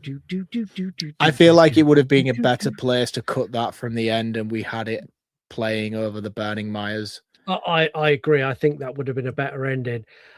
However, so just to justify Dr. Loomis's return, I've never seen it. I don't know if it's a myth, but apparently there is a scene that was filmed that shows Loomis being blown out of the window. As the explosion happens, Loomis was blown through a window to his sort of left. If you're listening to this episode, if that scene exists, it will be on our Instagram at YouRunPodcast the week of release. Because if it exists, so if you could find it, that would be awesome. But apparently, out there in the ether is a scene that was filmed, and I don't know whether it was filmed for this movie or it was filmed as a precursor to H4. But I know that it was done and it was filmed. They weren't happy with how it looked or something like that. So it never actually made the cut. I feel more inclined to say that it was probably done for H4 as a justification for his return. Yeah. But yeah, apparently it's out there. Apparently it's somewhere and you can see it. I never have. Considering I'm the Halloween fan that I am, I've never come across it. If it exists, Mark will have seen it this week. I'm going to say this film... I've really enjoyed talking about it. Like, as much as I scored this a 2 out of 5, I think talking with you has made me like it more than I liked it watching it with me and Lisa. I don't do it very often. I'm going to up my score. I'm going to give it a 3 out of 5. Hey, that's good. That's good, man. I like that you have done that. That's made me feel nice. Yeah. Where are you with this? It's still a 5 out of 5? Of course, it's still a 5 out of 5. It's one of the greatest sequels in the Halloween franchise, and I'm a Halloween fanboy. Like, I love this franchise through and through, and I love this movie through and through. For all the gripes and moans that I have about it, I could go back and watch John Carpenter's original Halloween movie and still give you a similar level of gripes and issues that I have with that movie, but it's not going to change the fact that it is my favorite movie of all time. And this is my favorite sequel of all time. The continuation and transition between the two movies is pitch perfect for me. And I think I have nothing but good things to say about it, unless put in a situation where I'm forced to talk about the negative issues like we have tonight, you know. And even the things that I've said, it's not going to change my opinion on how much I love this movie. I think it's a fantastic sequel. It's a fantastic continuation of something that I have grown to love and build my life around as an adult man. You know, my love and passion for the Halloween franchise is very strong. If you know me, you know that. It's never ending love. It's never ending love. And unless we get to Rick Rosenthal's second attempt at the franchise, then things get a bit heated. It's wild to think that the movie that I love the most, my favorite love of the sequels in the franchise, is directed by the same man of the movie that I hate the most in the franchise, and you love the most. Yeah, great, isn't it? Don't go away, because our review is finished, but we've got lots more to come. We've got our voicemails, we've got 3-word review, and we've got a comment from our social media, from Spotify, and we've got our game, which is well worth sticking around for. So yeah, don't go anywhere. Look at that titty, though. So first off, we're going to check our voicemails. We actually have 3 voicemails this week. I'm going to give you a choice. 1, 2, or 3. I've numbered them, and I'll be honest, I'm giving you a choice of 1, 2, and 3 because I didn't put anyone's names on them. So it makes no fucking difference what number I pick then, does it? No. Let's go 2. Let's go straight down the middle. Okay, number 2. Hey guys, it's Kate. I'm just listening to the Eden Lake episode. I'm not sure about the US, but here in Australia we have eshays, which are just mouthy little fuckheads who have bowl cuts / mullets, and they tend to congregate on trains and at shops and stuff, and they turn to water when they're challenged by anyone bigger than them, but yeah, they're really annoying. And we actually have a bigger problem, I think, with the e-bikes, because non-developed frontal lobes and lack of awareness of road rules, like, it's not great. There's been a few really bad accidents. They tear past my house down the path, and I'm probably going to get cleaned up by one of them one day. So yeah, the frustrating thing is that when people complain about, oh, I nearly killed a kid today on the road, people will defend them and say, oh, kids will be kids, you know, it's better than them being inside on their computers. But there is a happy medium between being a fuckwit on the road and being plastered to a computer screen. Maybe teach your kids how to ride safely. I don't know. That's just me. But yes, we have them here as well. Thankfully, it doesn't appear that they're like the Eden Lake kids, although some eshays I feel would probably go that far if they felt emboldened to do so by their dickhead friends. So yeah, these kids in this movie terrify me, and I do not like it, and I would not stay at a lake as a result. Anyway, I'm going to continue with the episode. Bye. I love essays. All I was stuck on was the fact they have mullets. Like, oh yeah, of course they do. They're Australian. Of course they have mullets. I'm blown away by like these group of kids with mullets, because if that was in this country and a group of kids with mullets come near me in any sort of offensive or threatening way, it would take me 10 minutes to like stop laughing to take them seriously. You imagine a group of 17-year-olds with mullets. I'll be like, dude, what's going on with your hair? Also, the e-bike thing, Kate, we have that here where I live in the city. There's e-bikes and e-scooters available for everyone. I found the best way to deal with them is move really quickly, like you're going to walk in front of them and they swerve and they crash. I done that to someone on a scooter the other day, and it gave me immense amount of joy. The thing is, though, with those e-scooters, man, they cause a lot of fucking damage. There's an electrician who works with me, and he was pulling out of a T-junction, and this motherfucking little esche on an e-bike, e-scooter. Please tell, did he have a mullet? No, unfortunately, he didn't. I mean, he don't know. He might have had a mullet. The purpose of the story, he had a mullet. He had a mullet and a shit tash, and he basically comes zooming across. And because he was pulling out slowly, this e-bike just fucking slammed into the side of his van. And I tell you now, right, those things almost writ his van off. That's really the level of speed and impact that these things have. All the full front wing of his van was just caved in from the speed that this kid had hit it. And I know I'm saying it like kid. They're not kids. You know, if you're 16, 17, 15, you're almost nearly a man. You know, like grow the fuck up. Yeah, and I think the thing is, like, my son found this out not that long ago. He went out with a group of his mates. One of his mates was really mouthy to someone our age, and I'm lumping us into Your that age. 10. I'm lumping us into that 10-year bracket. I know, but I And don't feel comfortable with the hour thing. Well, you know? you'll probably feel comfortable in a minute. And the person who was our age gave this kid an absolute pasting and beat him all up and down the high street. And when Kay said to me, he's like, he just hit him. Like, he didn't argue or push. I'm like, no, like, No, we're not wired we that don't. way. I was like, we're not the generation that are wired to go, oh, you pushed me. Like, if you push us, you're gonna get punched. Like, that's Yeah, just you're how gonna we get a work. pasting. That's how it works, man. And Kane apparently went back to work and was telling his mate, like, yeah, my dad was saying, like, that generation just don't mess around. There's a bloke our age who's at the same place of work. And he's like, yeah, if you punched me, if you'd have pushed me, I'd have beaten you all up down the high street and probably curb stomped you like American History X for good measure. Because that's like, the thing, we come from a generation where mind. we're not surrounded by smartphones. That's why. And, you know, like everybody now is so cautious of things that they say or things that they do because their actions are always captured on film. And that's the generation that these kids have grown up in, you know. And to be honest with you, it's probably a dampener on their fucking social learning because, like, back in the day, if somebody did something like that, you'd whack them in the face and then you'd deny it and be like, didn't see anything. No one saw anything. These days, you can't do that. There's a really good saying, talk shit, get hit. Like, it's really that simple. The one I grew up with was chat shit, get banged. But yeah, it's the same thing. Exactly that. Who else have we got? We're two or three. No, I've already done. No, sorry, one or three. One, please. Hi guys, I've just listened to your host episode. Great episode. Absolutely love that film. Agree with everything. 5 out of 5 for me too. But Scott, you missed on the perfect opportunity.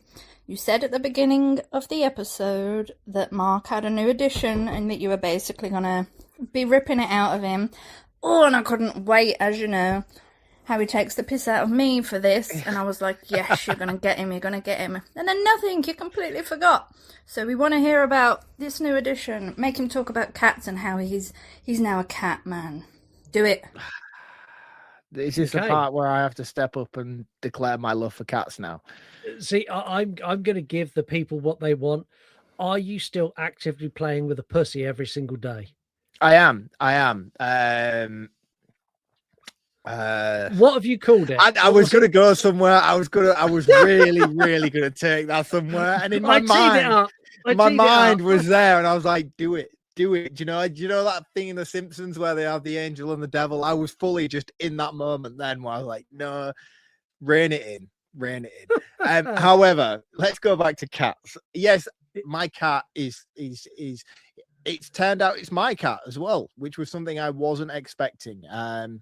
It was supposed to be, it's called Misty. And I called it Misty after the Three Glorious Mountains in the Lord of the Rings franchise. That was the condition. I was like, if it's my cat, I get to name it. And you didn't call it Gandalf? I didn't know, because I had to do something that was, I had suggestions, you know. I was like, I'm going to call it Salem. And she was like, nah. So it was still like, although I got the official vindication on it, it was still, it still had to be okayed. So it was all going to be Lord of the Rings based. It was going to be Galadriel and things like that. And in the end, I went with Misty. And as generic as it sounds, it was named after the three mountains from the Lord of the Rings franchise and the Hobbit franchise, obviously, the Misty Mountains. And that's where I went with it. So yeah, the cat's called Misty. These motherfuckers, man, honestly, right? I got it like, what, 4 weeks ago now, and like it was the tiniest little thing in my hand. This motherfucker's like a panther in my house at the moment. It's fucking grown exponentially, and it's like attacking shit. Like I have a foot puppy that I have in front of the sofa, so there's like the sofa, it's like a long thing, so it's not like a proper like pull-in thing where it's like a sofa bed thing. It's just like a long footrest thing. So there's a gap between the sofa and then the foot puffy. So like my legs will be up on it, and this thing hides around the house, and then it'll come out and it's like and like grab my calf and just rip the skin off and all the rest of it. And the other thing as well, like I used to keep doors open in the bedroom when I went to bed. So if the kids would wake up on a night, they'd just wander in freely. It was like 3:30 the other morning. This fucking little dickhead cat was in my room, like just fucking clawing about. And they have this thing called the zoomies. I don't know if you've heard of the zoomies before. It's where they get this moment of madness where they just go fucking dart around the room and just run into shit. This little cunt decided to do it at 3:30 in the morning the other night in my bedroom, and it was like bouncing off beds into walls and just fucking, and then it'd like go and like start scratching my legs and my face and shit. I'm like, motherfucker, what are you doing? So it's fair to say it was really cute. Now it's just a cunt. So I'm where I was originally with the cat situation. It treats me like I am the dad. It doesn't like anybody else. It doesn't go to anybody else for cuddles, but it also treats me like a little boy would treat a father, where it can just go up and start dishing out digs. So yeah, I'm getting beaten up in my house by a cat. So that's where I am in life. And I don't feel great about it. I'll be honest with you. I'm so pleased. It's almost like karma's fully come full Yeah. circle. I deserve this. I do. I deserve it. I understand. These are the ramifications for my actions. Yeah, you should have got a parrot and 6 frogs like me. No, we shouldn't get. No one gets a fucking parrot, dude. Like, stop trying to justify why you have a parrot in your house. I have a parrot for the same reason you have a cat. I have a daughter that asked for a parrot, and I went, sure, of course you can. No, like I would be like, no, parrots live in Africa. We don't have parrots here. We do have parrots here. We also have aquatic frogs. All of our aquatic frogs, we have 6. 3 of them are named after like Barbie style characters, and 3 of them are named after professional wrestlers. And our children can, like, all of these frogs are fucking identical. Honest to God, I could lay all of them out on a slab in front of you. You wouldn't be able to pick one between the other. The kids are in there like, oh yeah, that's Kane. That's Seth Rollins. And I was just like, oh, look, it's Barbie. Look at Barbie. She's doing well good. I'm like, shut up. We also now have a selection of guppies that live in the tank with the frogs. So yeah. What are guppies? They're like fish. Oh, the little fish. Yeah. Yeah, imagine if Dracula was a fish and it had this really elaborate cape. Yeah, and just bobbed around. That's a guppy. We've got a handful of those as well. I thought you could only have one guppy per tank, because I remember when I had my no, tank. that's Siamese fighting fish. Yes, Siamese fighting fish, because they're really, really cool. Like I liked them when I had the fish tank, but I remember only being able to have one. Yeah, and I've also been informed that we are getting my biggest phobia in the world, and when it happens, I'm sure I'll update all of you. Oh, you're getting a guinea pig? No way. I don't have a choice. It's happened. Someone we know has guinea pigs and they've had babies, and I was like, no, it's not happening. It's like this happened the day we got back off holiday. Lisa's like, I'm going to get the kids a pet. I'm like, we've got enough pets. She's like, no, but like Ocean and Jack really want it, and like we're going to get 2, and like, they come in a pair and they're really nice. And I'm like, okay, so I agreed to it before I knew what it was.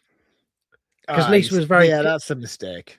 And I was like, she's like, they come in pairs. They're not very big. They're really easy to care for. Like the kids can handle them. I'm like, oh, okay, yeah, cool. Well, that sounds great. And then this like cage arrived that Lisa's obviously been on Amazon. And I'm like, that looks like a guinea pig cage. Like that was like, it's bigger than a hamster cage. It has a solid bottom. My sister had guinea pigs, which is where my phobia comes from. And I'm like, that looks remarkably like a guinea pig cage. She's like, yeah, it is. I'm like, we are not getting guinea pigs. She's like, you've already agreed to it. You agreed to it in front of the children. I'm like, yeah, but you see, that's the thing. That's the thing they don't understand. It's like I made strict rules when we got the cat, and I was like, I'm not feeding it. I'm not cleaning out the litter tray. I don't want any involvement. It can live in the house and it can coincide with me, but I don't want to have to do anything. Yeah. Don't worry. You won't have to do. Who does it? Who feeds the cat? I feed the cat. Who cleans the litter tray? I clean the fucking litter tray. This is what I'm saying, dude. Like, it's always our responsibility. I remember when we had the dog, and I was like, we'll get a dog. but just know I work all the time. If we get the dog, it's your responsibility, darling. You're gonna have to walk it. Who walked the dog? Me. Who was up at 5 o'clock every morning walking the dog and then coming in from work and walking the dog every single night? Me. That's what I'm saying, dude. We need to fucking stand strong against this shit. We need to come to, I guarantee in 3 weeks' time, I'm going to be doing this episode with fucking guinea pig on each shoulder. They'll be my best friends in 3 weeks' time. Oh, exactly. This is it. Misty's going to become a podcasting cat. She's going to come in here with me on a night. She's that attached to the point where she just will not. She'll be tearing that house apart in there right now, knowing that I'm not in the house. She's fucking nuts, dude. And the thing is, I don't even like her. I don't even want her to be my friend. It's kind of the same relationship you've got with me, to be honest. Right, we've got one more voicemail. Hey guys, I'm just finishing up the host episode. I got really nervous with Heather's voicemail. I thought she was going to tell me a new one about the trivia thing, but she hadn't listened to Dream Master yet, so I know that's coming. I love you, Heather. I really do, and I'm so sorry. Anyway, I love host so much. I always talk to people. Oh, if you haven't watched it, anyone listening to this, clip forward for like a minute or two. So after I watched it, I listened to an interview with Rob Savage, and he was saying how there's a clue at the start of the movie about what caused the possession or the demon to come in. Because everyone kind of blames Gemma for her little fake story. Mm-hmm. But after speaking with a few people and watching it over and over and reading interviews, because he said, I'm not going to say what it is, you have to figure it out yourself. So, of course, I went down the rabbit hole. And basically what it is, you know, the little noise, the connecting phone noise that you hear, it happens at the start in Hayley's room when she's on her computer, and you hear that noise every time, or sometimes when the demon's about to appear. You hear it when Emma is doing the thing with the mask. So Hayley had already invited the demon in. It was already in, like, haunting her apartment. So yeah, I could have said that a lot more succinctly, I think. But I'm kind of like, you know, people with Lord of the Rings, when Viggo Mortensen broke his toe and people have to kind of tell people. I always want to tell people about that because it's really cool. So go back, watch it, and you'll see. It wasn't Gemma's fault. It was Hayley's. Okay. Succinctly sounds like a fucking awesome word that I need to understand more. I went back because I'll be honest, Kate, I love you to death. I listened to your message and I literally sat there and I went, bullshit. Yeah, you can't claim AOL was the reason for the fucking... I literally said bullshit. And then I went and found the interview with Rob Savage, where Rob Savage went, no, the demon was already there. And then after watching Rob Savage say it, I went, bullshit. So then when I got back off holiday, I'd been back about a day. I went, I'm going to watch Host. It's like, you watched it just before we went away. I was like, I know, but I need to watch it again. I need to watch the first 20 minutes. And there is a distinct moment where she's talking about stuff coming in and out of her life, where she literally, she pretty much says, hey, demon, come fuck with me. And it is there before anything else. There's some weird shit that happens before. I'd never noticed it before, but it is there. So, Kate, I apologize for my comment. You didn't hear when I heard your message and I called bullshit, because you are right. And if anyone who loves Host, go back and watch it and pay very close attention to where she's all on her own before she brings everyone else into the call. And then as she brings people onto the call, the demon's there pretty much from the point the second person connects. And it changes the whole movie. It's wild. Yeah, I think it's worthy of another watch to try and justify that, to be honest with you. I really liked my experience with Host. So, yeah, I can't see why I wouldn't want to do that. Yeah, it's great. And yeah, that fact, Kate, amazing. We get comments on our episodes and I don't share them enough. So we're going to start sharing a comment a week because we get lots of comments. And when I say we, I mean Mark. And I messaged Mark the comment the other day, so he had it to hand. It's on your Instagram messages, Mark. So what comment have you got for us this week, Mark? Fucking hell, dude. I thought you were just saying it as if I had to, be prepared. I didn't know this was an actual thing. Anyone who's curious of how show prep works, this is how it works. I make decisions, then drop it on Mark on the fly. Yeah, but you didn't give the clarity that you needed to. I just said, like, here's the message. You need to be aware of it for the episode. No, you literally copy and pasted the message and just put, you need this for tomorrow. And I'm like, okay. Not knowing any context whatsoever. Like, I have it, but it's taken me 5 minutes to find it. And now I know what it was for. I get it. Yeah. And I'll be send more you one prepared next week. Yeah. All right. I'll be Yeah. more prepared next week. Like, I'm Okay. learning just as much as you guys are.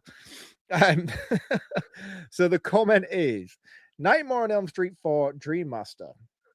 Comment from Lady Crisis. I love the level of calm Kate brings while Mark spirals. LOL. Do I say LOL or do I say lol? You could just laugh out loud. That'd be funny. Yeah. Let me do that again. Nightmare on Elm Street 4 Dream Master. Comment from Lady Crisis. In brackets, Mary.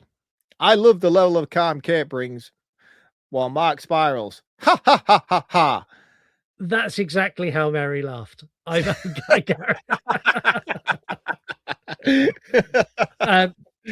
So yeah, make sure you drop a comment on Spotify because you will get Mark to read it out on an upcoming episode.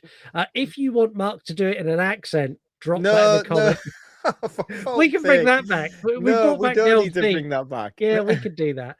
3-word review. This is where you comment on our social media postcasts on every single social media. We simply ask you to review the movie in 3 words only. I've got a mixed bag this week. Some of them hate the movie, some of them love the movie. On TikTok, we got What If Worlds, who kind of sits somewhere between me and Mark, who went not too bad. Over on Blue Sky, Paul Pritchard, Sibling Scares Sister. On Slasher, Just Sarah, who is fully in Mark's camp. One fantastic movie. Sabbath on Slasher, just nailed this movie perfectly. Michael comes back. Right. The night he came home again. Over on Instagram, Let's Talk Horror Channel, again, fully in Mark's camp. Underappreciated, brilliant sequel. Yep. Merman Christian, also on Mark's side. The True sequel. I think that's shade thrown at 2018.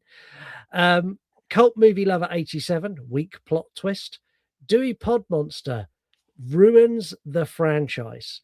Now, I messaged John and went, do you want to explain?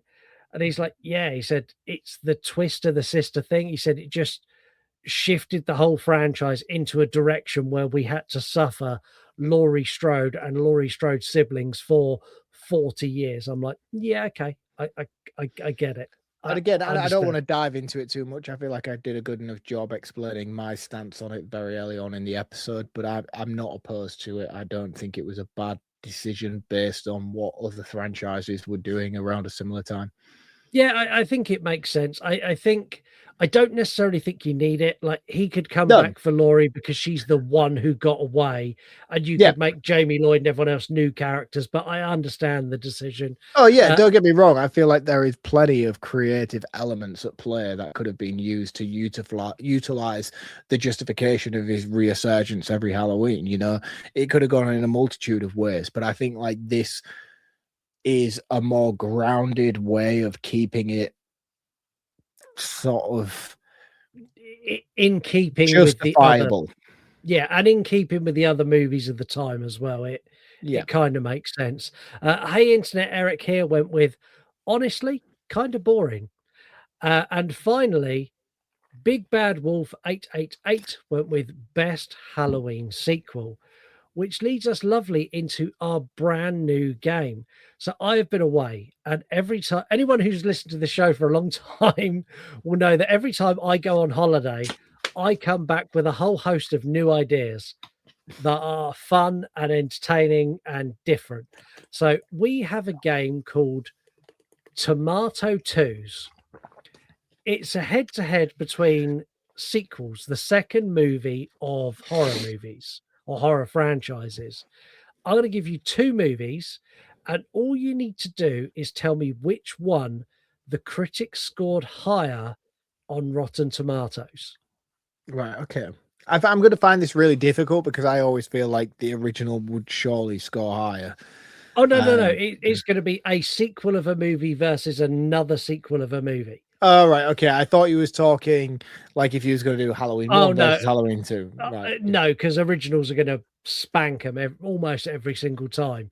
Yeah, it's two different sequels that will go head to head, and you just tell me which one the Rotten Tomatoes critics that have zero credibility liked more. Your first pairing is Aliens or The Evil Dead 2. Ooh. Ooh, that's interesting. I'm a big Evil Dead 2 guy over Aliens. If I was to compare the two, I would say that Evil Dead 2 was a much better sequel. But I also feel like the Alien franchise is a much more sort of general type of movie in terms of audience goers. Therefore, it's probably going to get more involvement from critics and feedback from people, not necessarily critics, but generalized reviews on something like Rotten Tomatoes. But this is just it's only critics scores. That's the only things I'm looking at. Oh, so it's only critics. It's not only just critics, not general audience. These the critics scores on Rotten Tomatoes. Aliens. That's correct. Aliens got a 93 out of 100 and Evil Dead got 88. Pearl or Smile 2? Again, I'm going to go with Pearl. I haven't seen Smile 2, I'll be honest with you, and I need to. I know. And I do need to see Smile 2. It's on Netflix at the moment as well, which is so annoying because I should just watch it. And I really like the original Smile movie, but I feel like given what Pearl did, and I know the love that was surrounding that movie, I'm gonna say Pearl. You're correct. 93 versus 86. Scream 2 or The Black Phone 2? Ooh.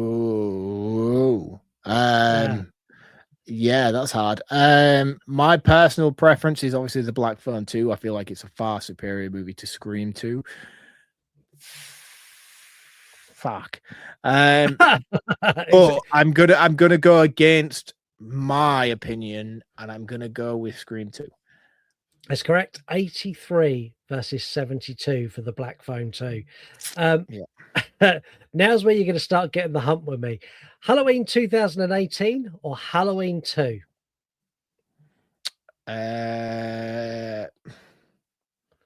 Again. I know the answer is 2018. I just know deep in my bones that 2018 is going to be considered among critics, and rightly so. I feel like 2018. I mean, I don't even know why I'm questioning it, because 2018 is a phenomenal movie. Like, it's a fucking fantastic Halloween sequel, and everything that was done in that movie is sublime. Excluding what he followed it up with.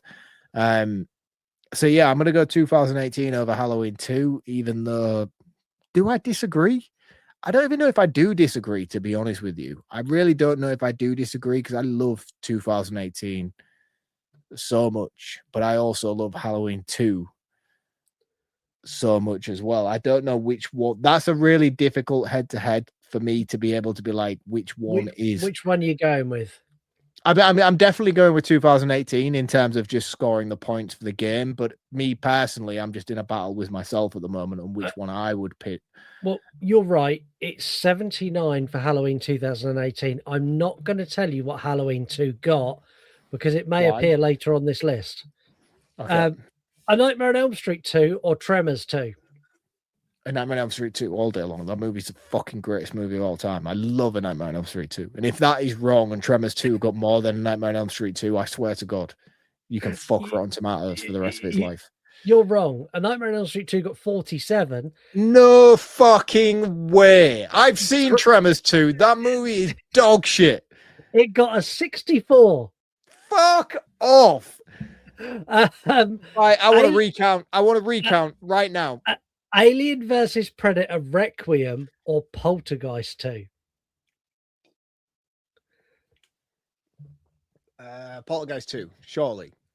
It is. AVP I'm Requiem. still not over the fucking last one, mate. That's fucked me right up. That AVP 2 got 12, and Yeah, that was Poltergeist bad. 2 got 20. That's It's unfair to Poltergeist 2. That's not a bad movie. I agree. It's Chapter 2 or Hellraiser 2.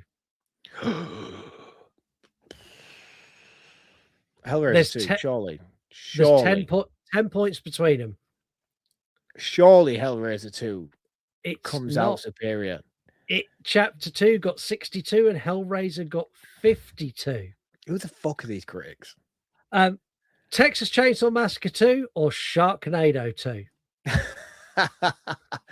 Texas Chainsaw Massacre 2. Even though I do think Sharknado 2 is I can't say it. Well, the critics do, because Texas Chainsaw Massacre 2 scored 50 and Sharknado 2 scored 61. No way. Which, to put that is wild. That is wild. Sharknado 2 scored more than Hellraiser 2 and more than Poltergeist 2. I get it. Sharknado 2 is the best in the Sharknado franchise. In all honesty, like, that is a fucking good movie. Like, that in the Sharknado franchise, go back and check out our episodes. Like, that movie brought me round. Yeah. You know. Last one. Halloween 2, 1981. Or Rob Zombie's Halloween 2. How did I know you were going to do that? Oh man, Rob Zombie's Halloween 2 got fucking panned. There's no way that it's anywhere near.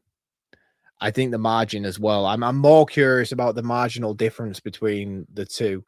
In all honesty, right, this is going to be a really, really fucking conflicting thing to say. I love Rob Zombie's Halloween 2. You all know this. I think it's a fantastic movie, and I think it's massively underappreciated. I think he made a few little marginal errors along the way with certain executions, and the executions that were vital as well, that would have completely turned around that movie. The opening sequence in the hospital was fucking flawless. Awesome. Yeah, absolutely flawless. But then compromising it by being a dream sequence, he didn't need to do that. He really didn't need to do that. It didn't need to be a dream sequence. He could have had that be real and then just skip forward in time to the events of the rest of the movie, and we've gone on from there. Yeah. And again, the ending is really, really questionable. I'm gonna have to push you for an answer. I'm going to say the original Halloween 2 scores higher, but I couldn't give you an answer on which one I prefer out of the two. So I'm going to tell you what Rob Zombie's Halloween 2 scored, and I want you to have a guess at where the original Halloween 2. So Rob Zombie's Halloween 2 scored 25 out of 100. Where's the original Halloween 2? I'm going to say 36. 27. Ah, so it still beat it. You still beat it, but what a low score. I honestly think that's criminal. I do as well. I think that's really shocking. And the thing is as well, like, in terms of, that's one thing that I find really hard to digest about Rotten Tomatoes in terms of critic scores is like, they're all bullshit. Not necessarily. I don't want to say they're all bullshit. You know what I mean? I don't want to be that person. But I do feel like if ever I use Rotten Tomatoes, I never look at critics. I always look at audience. Okay, let's look at it this way. They scored Hellraiser 252, Texas Chainsaw Massacre 250. Both of the Halloween 2s in the 20s, and the critics gave Sharknado 2 a 61. Yeah, I mean the credibility is fucking way up a thin, let's be honest. But it's you can see through the credibility. It's that thin. Yeah, and again, it's just like, what are the credentials of these critics? You know, like I could apply to be a critic on Rotten Tomatoes. Like I can obtain that stance by filling out forms and asking. Like obviously you've got to justify it, and they do check it, and they do just like they sort of look into it. And I know a few YouTubers who have tried multiple times to try and beat it, who review movies regularly. Wolfman's Got Nards has tried numerous times. Yeah, you know, like you have to pass, you know, but I feel like it's like the people that they are passing, it's like, who are these people? What are their background? How old are they for a start? You know, like a lot of these newer movies are getting higher and higher scores comparatively towards the movies that are older. But it's like, yeah, like, all right, then. So let's bring in the people that were pre-internet who grew up with these movies and watched them when they came out. Yeah, bring you and me in and you watch that AVP Requiem score fucking skyrocket. Not for me, it wouldn't. I fucking hate that movie. Anyway, let's hit this button.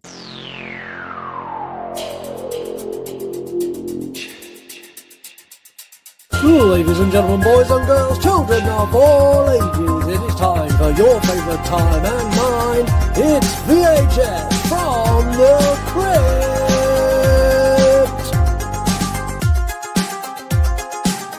Guess who? I like the wrestler announcement kind of thing. That was pretty cool. I was really stuck on how to introduce you. Like some of these may change. No, that was great. I love it. That was fantastic. I loved it. So I'll be honest with you, this is going to be more of a show and tell than it is anything else compared to what I usually do on this segment where I focus in on one movie. It's a Halloween franchise. I have multiple copies. I'm just going to showcase what I've got and the variants that I have. If you start going through 9 editions of Halloween 4, I am going to cut you off. 1, 2, 3, 4, 5, 6. We've only got 6. We've got 6 copies to go through. I do have other copies, but they're just repeats of what I already have here. But I have 6 variants of the Halloween franchise tapes that I want to show you all. So check it out. This one is the first one that I'm going to show you. This is again a copy of Halloween 2. I like this one purely because if you look at the spine, this has, if you put the, I have, this one comes as part of a set where I have 1, 2, and 3. They have the same artwork, the same spine, the same picture. This one has Laurie Strode there. But then on obviously Halloween 3, it has one of the masks and stuff. And then Halloween 1 has a pumpkin. Look really, really cool lined up on the shelf. I'm going to spitball it really, really quick because I have a few to go through. Then I have this copy of Halloween 2. Again, this is a fantastic copy. I like this one.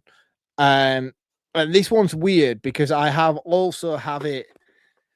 Again, this is going to make me sound really, really odd. You would think they would be the same. This one says classics on it, and they have the same spine, barring a little bit of difference here at the bottom, but everything is pretty much identical, barring a few differences. Do you know what? I have 2 copies of this one. I need to send you one because I'm slimming down.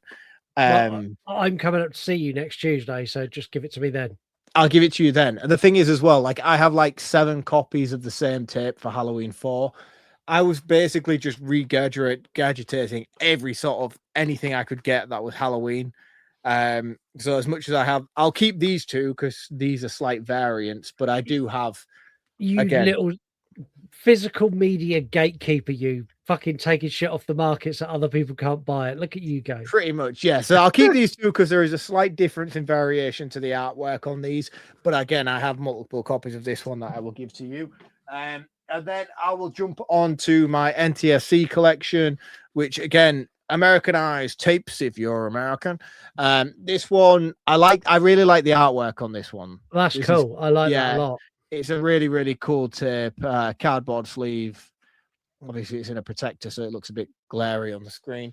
And this one's my favorite. This is, if I had to sacrifice and just have one, because I have the full STC collection on my shelf. I do have a couple of variants involved in that as well. And then I have all the ones that came out post VHS release, like Kills, Ends, 2018, the Rob Zombies. I got all those custom made to match in. So I have the collection all together. But this one's really special. The reason why this one's really special is not only is the artwork on it fucking phenomenal, but this one came from Heather Stillman. Heather sent me this. This was part of, this was Heather's actual copy that she dug out from boxes in her cellar or basement or whatever the fuck they call them in America or Texas.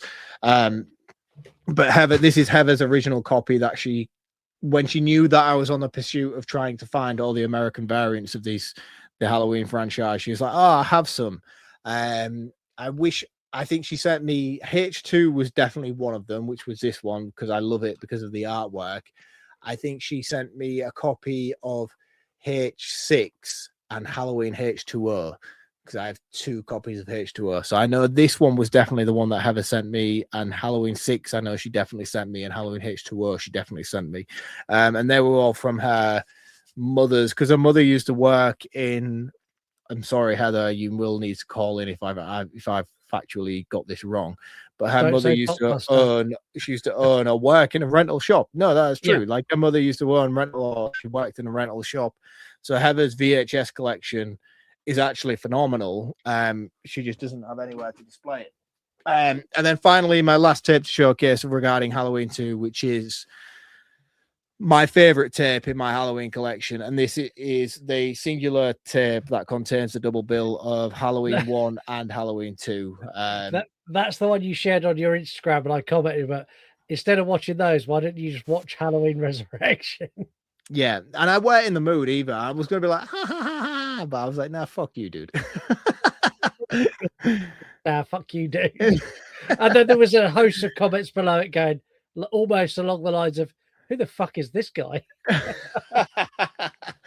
But no, this is my tape. This is my, probably in my office and my area that I record the podcasts and stuff, and I come in here to get away. This is probably the one tape that I put on the most, because it just plays through seamlessly from the original into the second. And I think it's the best way to watch the 2 movies, in all honesty. So if you like Halloween and you're a big Halloween fan and you love the continuation from Halloween 1 to Halloween 2, this is the tape you need to try and find, because this one makes them both into one movie and it's fucking glorious. So go out, go find it, go buy it. And that is it for this week's edition of VHS from the Crypt.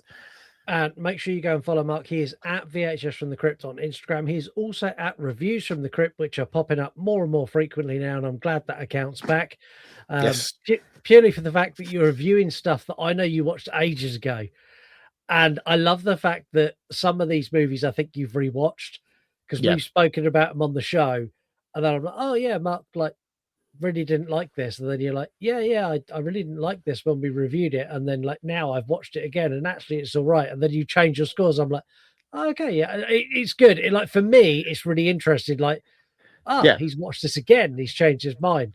But also for new people, like Mark's account is a great way to find movies you haven't seen before. So go and follow Mark at VHS from the Crypt and at Reviews from the Crypt. And that brings this episode to a close. Be sure to tune in next week, because we have the final of We Run podcasts. As me and Mark have picked the newer release of Evil Dead Burn. Tune in next week. I have thoughts, lots of them. Yeah, it's interesting. I started watching it the other night, and I think I've watched like the first hour or so. I wanted to watch it in its entirety before we came on tonight, so I could kind of, because I know you've got gripes, I know you've got beef, and I wanted to just have an insight to it. So I put it on just to sort of like be like, what the fuck is this dude's problem? I get it, but I don't get it for the same reasons you do. You know what I mean? Like if I was an Evil Dead fan, I'd be like, yeah, this is fucking awesome. I'm not an Evil Dead fan, and I was very much, this isn't Evil Dead Burn. This isn't even Evil Dead 2018 or whatever, whichever one it was. No, I think next week should be very interesting. But yeah, tune in for that. But until then, do us a huge favor. Leave us a review wherever you can. Comment on the episode. Put an accent in. Mark loves doing accents. If you've I do honestly. Like I swear to God, like it's my favorite thing to do. If you listen to the show 3 years ago, Mark used to do accents all the time. All the time. He read a whole letter in an accent once, which took like 20 minutes. It's the funniest thing ever. So yeah, leave a comment on Spotify. Have a wonderful week, and we will see you next Tuesday. Cheers, guys. See you next week. This episode is brought to you by the members of the You Run Podcast Network. All episodes can be found at yourunpodcast.com, so go and find your new podcast addiction today. You want to die tonight? Yeah. Got a little bit of gasoline. I'ma make it burn. I'ma make it burn. Yeah. Got a little bit of gasoline. I'ma make it burn. I'ma make it burn. You are listening to the You Run Podcast Horror Movie Review, the only horror podcast run and controlled by its listeners. She was such a bitch, man. The You Run Podcast. You're a fucking idiot. You know who the fuck this is that's talking? You kick him in the ankle and cripple him to the floor and he's crying for his mummy. This situation's over immediately. Like sexual services on Klarna payment. Because after all, this is not our show. This is your show. I shot him 6 times.